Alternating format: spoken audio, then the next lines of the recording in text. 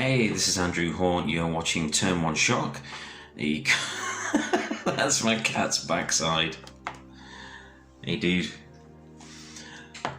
I thought it's been a while since I've looked at my actual paper decks, since I've been playing so much Arena lately. So I thought in this episode we would take a look at some of my go-to decks. Hey, buddy. Shall I try this again? Duncan, you gonna say hello? You gonna say hello? Oh dear. Okay. Let's try this with the cat's backside in the video. Starring role from my cat's backside. Okay, so my main deck is a red-white deck. I have it in this Legion box. I'm not going to go through the tokens because they're just tokens. Let's take out the lands, which I have conveniently already separated. But yeah, it's been so long since I've actually looked at my paper cards, my paper decks, that I thought it would be fun to take a look at what I was playing. My preferred format at present is Pioneer, so that's not just lands, just red and white lands. It is a Boros deck. Don't judge, don't judge. So let's see what we've got here. So I like to play a lot of sort of, bless you, how's the cat sneezing, creature generation, token generation, that sort of thing, and I like to make lots of tokens and then boost them up, give them a bit of ramp. So we've got an inspired charge. As I say, making lots of tokens. We've got a Raise the Alarm, a white and one generic. We create 2/1/1 white soldier creature tokens. Okay, from Theros we've got the Hero of the Next Born, enchantment creature, human soldier. It's 1 white, 1 red, and 1 generic for a 2/2 enchantment creature. When Hero of the Next Born enters the battlefield, so it creates a 1/1 white human soldier creature token. Whenever you cast a spell that targets Hero of the Next Born, creatures you control get +1/+0 until end of turn. So yeah, so it creates a token. It's a creature in its own right, and then once I've got lots of small creatures, I can ramp them up a little bit. Chandra's Flame Wave. Oh, I love this. I love this. And one of the reasons I'm playing Pioneer is that I don't want to say goodbye to awesome cards quite yet. So Chandra's Flame Wave deals 2 damage to target player and each creature that player controls. Search your library and or graveyard for a card named Chandra Flame's Fury, reveal it, put it into your hand. If you search your library this way, shuffle it. It's 2 red and 3 generic, but it has quite a nice effect. It can really annoy a lot of people. Disenchant, destroy target artifact or enchantment. We all need some removal. Grim Initiate. I love Grim Initiate. This is a very handy card from War of the Spark.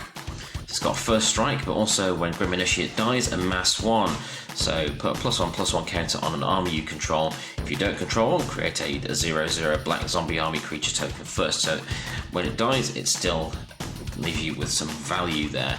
Lightning Strike deals 3 damage to any target. And of course, Present Realm, good for taking things out of the equation for a little while. Sky Terror, Flying and Menace, 2/2 Flying and Menace for 1 red, 1 white. Scorch Spitter, I love Scorch Spitter. You've seen me play with Scorch Spitters on Arena if you've watched previous episodes of Turn 1 Shock. It's pretty awesome. It's 1 red, 1 more creature, but whenever Scorch Spitter attacks, it deals 1 damage to the player or planeswalker it's attacking, which is very handy. Shock, the name the show comes from. Skylight Vanguard. I adore this card. M20 Skylight Vanguard. 1 red, 1 white for a 1/2 human knight with flying. Whenever Skylight Vanguard attacks, create a 1/1 white soldier creature token that's tapped and attacking. So get some nice stuff out of there. Flying and Menace, Sky Terror. Scampering Scorcher. 1 red and 3 generic for a 1/1 elemental, but it also creates 2 1/1 other red elemental creatures, and they all gain haste. So you end up with 3 hasty creatures. Haktos the Unscarred. So yeah, there's the flavor text there. I mean, you just take a look at that. That offers some nice possibilities there. Another shock. Inspiring veteran. Other knights you control get +1/+1. There's a 2/2 for only 2 CMC. Another Skylight Vanguard. So more stuff being created. Aha! I was so annoyed that this rotated out. I really love Cavalcade of Calamity, and I'm not ashamed to admit it. Whenever a creature you control with power 1 or less attacks, Cavalcade of Calamity deals 1 damage to the player or planeswalker that creature is attacking. And of course, as I have lots of small creatures, there's usually lots of 1/1s. Another Scorched Spitter, another Scampering Scorcher, another Shark, another Grim Initiate. Omen of the Sun has Flash. When Omen of the Sun enters the battlefield, create 2 1/1 white human soldier creature tokens, and you gain 2 life. So again, more stuff being created there. Chandra Flames Fury Planeswalker deck from M20. +1 is very handy. Chandra Flames Fury deals 2 damage to any target. -2 is handy. I love the -8 one though. I very rarely get that high up with this card to kick in the -8 effect. Scorched Spitter. Another Cavalcade, another Disenchant, another Flame Wave, another Raise the Alarm, another Scorched Spitter. Gyre's Greeting. I love Gyre's Greeting. 3 damage to target creature, Scry 1 for only 1 red and 1 generic. I love it. Heroic Reinforcements. Another one that I got sad was disappeared thanks to rotation. So 1 white, 1 red, and 2 generic. Sorcery, create 2 1/1 white soldier creature tokens. Until end of turn, creatures you control get +1/+1 and gain haste. So everything gains +1/+1. I've ended a lot of games with this card. Each one I've had a lot of tokens out on the field. Suddenly everything gets bigger and not everything can be defended against. Gyre Venerated Fire Mage 4 and a red for a 5 power Planeswalker, legendary Planeswalker. If another red source you control would deal damage to a permanent or player, it deals that much damage, +1. So if you couple that with things like Cavalcade of Calamity and so on, it gets a bit crazy. Plus, a lot of people will, a lot of other players will be able to defend quite easily against 1/1s, so sticking Unbreakable Formation on there means you can always defend them nicely. Another Gyre's Greeting, Skylight Legionnaire, Flying in Haste, 3 CMC, good stuff. Shock, Revoke Existence, exile target artifact or enchantment. As I said, we always need some removal. And another Hero of the Next Spawn with some stuff to be created there. It's speedy. It's not the most powerful deck I've ever used, but it is speedy and it creates things quickly. And I have a lot of fun with that. Other than that, it's just normal lands in that. No tap lands or anything, it's just normal plains and mountains. Now the other deck I've got here, my other go-to deck, is a black-white deck, again in Pioneer, because I like Pioneer a lot. So I've got some regular plains.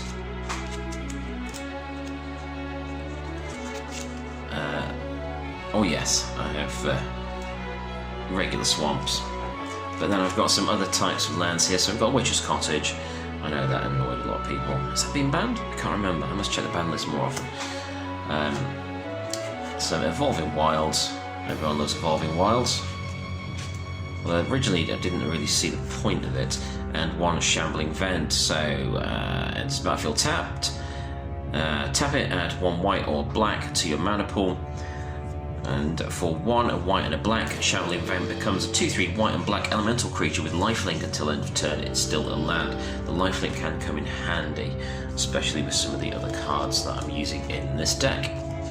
So we've got, let's see what we've got here. We've got Luminous Bonds, enchant creature can't attack or block. Vampire Envoy. It's flying. Whenever Vampire Envoy becomes tapped, you gain 1 life. So again, as it's got is 1/4, so it's going to last a little bit. Get you some nice juicy life there. Corpse Knight. Whenever another creature enters the battlefield under your control, each opponent loses 1 life. Mwah. Duress. Duress. I love you. Davriel Shadow Fugue. Target player discards 2 cards. and loses 2 life. It's 4 mana, but hey, it's nice to see the life total going down. Moment Craving. Target creature gets -2/-2 until end of turn. You gain 2 life. You could kill a 2/2 creature with that. Araya, First of Lochthwain. From Throne of Eldraine, legendary creature, Elf Noble. For 3 black. Whenever Araya, First of Lochthwain, or another black creature enters the battlefield under your control, each opponent loses 1 life and you gain 1 life. So I've got a lot of enter the battlefield effects in this deck, which seem to work well for me. Basilica Bellhaunt. When Basilica Bellhaunt enters the battlefield, each opponent discards a card and you gain 3 life. Yes, it is 4 mana to get hold of that, but it's cool. Ill-Gotten Inheritance, a very popular card. From what I understand, at the beginning of your upkeep, Ill-Gotten Inheritance deals 1 damage to each opponent and you gain 1 life. Again, there's lots of opponents being dealt damage and me gaining life without really doing anything. Stasis Snare, so I can get something stuck in there. Plus I look at because I need some 1-drops. Daxos Blessed by the Sun. I've not used this too much. I've not used this the deck with Daxos in it very often yet, because hey, lockdown happened. Toughness is equal to your devotion to white. Whenever another creature you control enters the battlefield or dies, you gain 1 life. See, enters the battlefield or dies, you gain 1 life. Has a nice effect there. Stern Constable, another 1-drop. Sin Collector. When Sin Collector enters the battlefield, target opponent reveals his or her hand. You choose an instant or sorcery card from it and exile that card. It's same sort of fun as Duress, but you get a creature out of it as well. Foulman Knight. It's 1/1 with Death Touch for 1 black mana, or you can send it on an adventure. You draw a card and you lose 1 life. I wouldn't really use the adventure mechanic on that, but a 1/1 with Death Touch can kill some big stuff. Memory Theft reveals their hand. Choose an online card from it. That player discards that card. You may put a card that has an adventure that player owns and exile it into that player's graveyard. Works well for me. Another Stasis Snare. Zulaport Cutthroat. Again, when Zulaport Cutthroat or another creature you control dies, each opponent loses 1 life and you gain 1 life. You couple that with something that gains you life that has another effect when you gain life, and it gets crazy. Another Foulman Knight. Oath of Kaya. I don't think I have any Planeswalkers in this deck, but I like the enter the battlefield effect for this legendary enchantment from War the Spark. When Oath of Kaya enters the battlefield, it deals 3 damage to any target and you gain 3 life. Whenever an opponent attacks a Planeswalker you control with 1 or more creatures, Oath of Kaya deals 2 damage to that player, and again you gain 2 life. Handy stuff. Archetype of Finality. Creatures you control have Death Touch. Handy. Creatures your opponents control lose Death Touch and can't have or gain Death Touch. Gets mean after a while. Serra's Guardian. I mean, we all love Serra's Guardian. 5/5 flying with vigilance, and other creatures you control also have vigilance, so they don't tap when they attack. It's awesome. Deadweight, -2/-2, kill something with that. Nice 1-drop. Vampire Sovereign. When a Vampire Sovereign enters the battlefield, target opponent loses 3 life and you gain 3 life. Love it. Ailey, Eternal Pilgrim. So this one is an interesting one. So it has Death Touch. It's 2/3 for a white and a black. Sacrifice for 1. Sacrifice another creature. You gain life equal to the sacrificed creature's toughness. If you've got something big and you're getting low on life, sack it, and you'll get some life back there.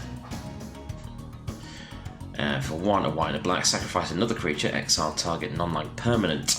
Activate this ability only if you have at least 10 life or more than your starting life total, which with this deck is entirely possible. Sorin Grim Nemesis. So yeah, I like this card. +1 effect for this Planeswalker. I do have Planeswalker after all. I forgot about that. Reveal the top card of your library and put that card into your hand. Each opponent loses life equal to its converted mana cost. Sorin Grim Nemesis deals X damage to target creature or Planeswalker and you gain X life for -X. And for -9, a number of 1/1 black vampire knight creature tokens with lifelink onto the battlefield equal to the highest life total amongst all players. That's awesome. Again, I've not used the -9 yet. I have used the -X and the +1 several times, but not the other one, which is Vengeance. Creatures of the creature type of your choice get -3/-3 until end of turn. So you can do a lot of damage with that if you have a particular creature type that your opponent has that you want to get rid of. Another Memory Theft and another Memory Theft. Silverbeak Griffin has flying. For 2 white, has flying as a 2/2. And say anything else about that, it's awesome. Grey Merchant of Asphodel, going for Theros. Again, I've not used this deck very much, so I don't really know if this is quite working as I want it to, but this is the deck I've been, one of the 2 decks I've been playing with the most. When Grey Merchant of Asphodel enters the battlefield, each opponent loses X life, where X is your devotion to black. You gain life equal to the life lost this way. Okay. Handy Grasping Thrall. For one of the Revenant Concerts. Flying, when Grasping Thrall enters the battlefield, deals 2 damage to each opponent and you gain 2 life. Another of those enter the battlefield effects that I enjoy so much. Underworld Dreams from Theros. Whenever an opponent draws a card, Underworld Dreams deals 1 damage to that player whenever they draw a card. Imagine if they've got someone that's got a ton of life draw. And Gideon's Reproach deals 4 damage to target attacking or blocking creature for a 1 generic mana. So that is my 2 go-to decks at the moment. Black and white and a red and white Boros deck. So yeah, those are the ones I normally play with. I should branch out more. I don't use green much, I should use green more often. That's the decks I usually use when I'm out playing Paper Magic, which I really miss doing at the moment, and I'm looking forward to doing that again when it is safe to do so. So tell me about your decks. What are your favourite go-to decks?